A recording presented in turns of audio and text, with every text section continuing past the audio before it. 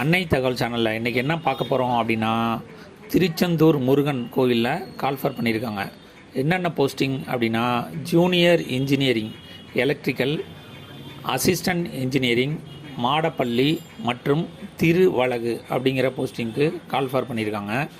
First எடுத்தோன்னே junior engineering electrical, இதுக்கு என்ன குவாலிஃபிகேஷன் அப்படின்னா, பிஇ எலக்ட்ரிக்கல் முடித்தவங்க மற்றும் டிப்ளமோ இன் எலக்ட்ரிக்கல் இன்ஜினியரிங் முடித்தவங்க இதுக்கு விண்ணப்பிக்கலாம் அப்படின்னு சொல்லியிருக்காங்க. வயது வரம்பு 18லேருந்து 45 வயசு இருக்கிறவங்க இதுக்கு விண்ணப்பிக்கலாம் அப்படின்னு சொல்லியிருக்காங்க.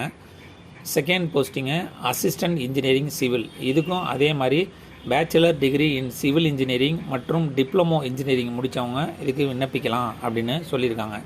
இதுக்கு வயது வரம்பு 18லேருந்து 45 வயசு இருக்கிறவங்க இதுக்கு விண்ணப்பிக்கலாம் அப்படின்னு சொல்லியிருக்காங்க.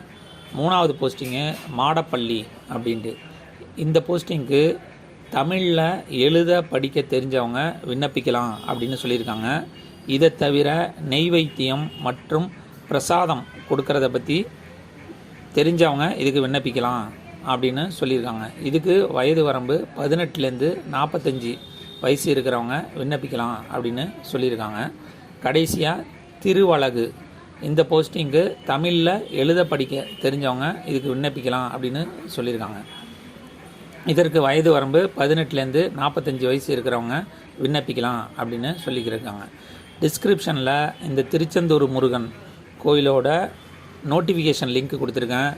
இதை தவிர ஜூனியர் இன்ஜினியருக்கான அப்ளிகேஷன் ஃபார்மு, அசிஸ்டன்ட் இன்ஜினியருக்காக அப்ளிகேஷன் ஃபார்மு மற்றும் மாடப்பள்ளி திருவழகு இதுக்கான அப்ளிகேஷன் ஃபார்மு கொடுத்துருக்கேன். அந்த அப்ளிகேஷன் ஃபார்மை டவுன்லோட் பண்ணி அந்த அப்ளிகேஷனில் photo, Aadhaar card, mail ID, cell number, படித்த சர்டிஃபிகேட்டு இதெல்லாம் வச்சு விண்ணப்பித்து வெற்றி பெற்று பணியில் சேருக. நன்றி, வணக்கம்.